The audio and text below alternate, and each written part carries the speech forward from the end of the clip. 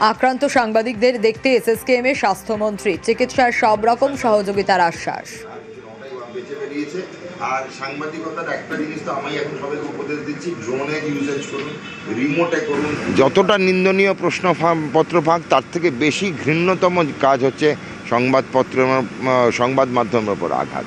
এরা প্রাণে বেঁচেছে, লিঞ্চিং হয়ে গেছে। মাননীয় মুখ্যমন্ত্রী শ্রী শুভেন্দু অধিকারীজি বলেছেন আপনাদের ক্যামেরাই কথা বলে, সুতরাং এই ক্যামেরাই কথা বলবে এবং এই ক্যামেরা থেকেই আমরা দেখতে পাবো কারা কারা এই কাজটা করেছে। যে কটা ক্যামেরা ভেঙেছে সেগুলো আমরা জানেন, নতুন আইন হয়েছে, আপনারা সুদে আসলে ফেরত পাবেন। আর যে কটা লোকের আঘাত হয়েছে তার জন্য যা যা বিচার বিভাগীয় তদন্ত করা হয় নিশ্চয়ই করা হবে। স্বাস্থ্য দপ্তরের তরফ থেকে বলি, কোনো রকম চিকিৎসার ত্রুটি করা হবে না।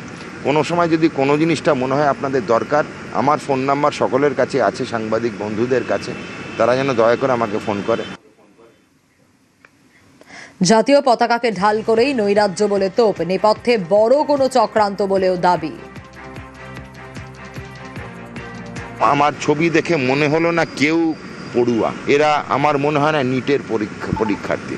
2 নম্বর, চেহারায় বেশবাস দেখে যেটুকু আমাদের খুব প্রিলিমিনারি আন্দাজ, এরা কোনো অন্য কারণে এসছে, আল্টিরিয়ার মোটিভ যাকে বলে।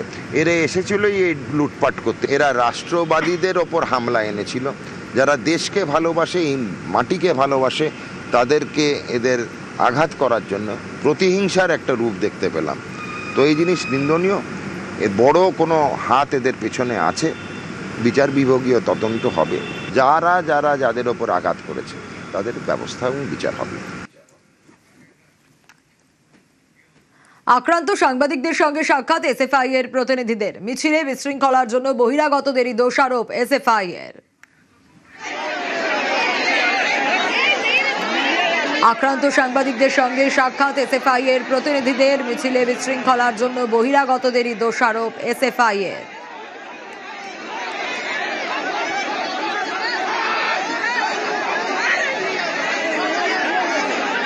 এই বিজেপির গুন্ডা বাহিনী, তারা আমি বলছি আগ্নেয়াস্ত্র নিয়ে মিছিলের মধ্যে ঢুকে পড়ার চেষ্টা করেছিল এবং নানাভাবে প্রভোগ করবার চেষ্টা করে এবং সাংবাদিকদেরকে নিগ্রহ করেছে, সাধারণ মানুষকে নিগ্রহ করেছে, যাতে পুলিশ লাঠিচার্জ করতে পারে, যাতে পুলিশ কাঁদানে গ্যাস ছুটতে পারে। বেশ কিছু সাংবাদিক তারাও আক্রান্ত হয়ে তাদেরকে নানান হাসপাতালে ভর্তি করাতে হয়েছে। আমরা তাদের পাশে আছি এবং ধিক্কার জানাই বিজেপির এই ষড়যন্ত্রকে, যে ছাত্র আন্দোলনকে কালিমালিপ্ত করবার জন্য, যাতে পুলিশ দিয়ে ছাত্র আন্দোলনকে দমন করা যায়, তার জন্য এই অসভ্যতা তারা সংগঠিত করলো বাংলার মাটিতে। গতকাল মিডিয়াকে টার্গেট করে আক্রমণ, ধর্মতলায় আন্দোলনকারীদের একাংশ রীতিমতো তাণ্ডব চালায়। প্রতিবাদে আজ বিজেপি বিধায়কদের মিছিল রয়েছে। কোথা থেকে মিছিল শুরু হবে, কোথায় পৌঁছবে এই মিছিল, আরো বিস্তারিত এই বিষয়ে জানাতে পারবে আবির রয়েছে আমার সঙ্গে। আবির, কখন রয়েছে এই মিছিল, কি আপডেট? দুপুর 1টার সময় মিছিল শুরু হওয়ার কথা রয়েছে। যেহেতু রাজ্য বিধানসভার অধিবেশন চলছে, সেই সময়টাতে অধিবেশনের যে রিসেস আওয়ার চলে, সেই সময় থেকে মিছিল শুরু হবে এবং সেটি যাবে হচ্ছে প্রেস ক্লাব পর্যন্ত। যেটা বলা হচ্ছে যে সাংবাদিকদেরকে পাশে গিয়ে হেনস্থা হতে হয়েছে, গায়ে হাত দেওয়া হয়েছে, মারধর করা হয়েছে। আন্দোলন যে কেউ করতে পারে, কিন্তু যে ধরনের আচরণ করা হয়েছে সেটা সমর্থনযোগ্য নয়। ফলে যারা এর সঙ্গে যুক্ত রয়েছেন সেই দোষীদেরকে খুঁজে বার করে শাস্তি দেবে রাজ্য সরকার। এই দাবিকে মূলত সামনে রেখে বিধানসভা থেকে প্রেস ক্লাব পর্যন্ত মিছিলে হাঁটবেন হচ্ছে বিধায়করা। বেশ।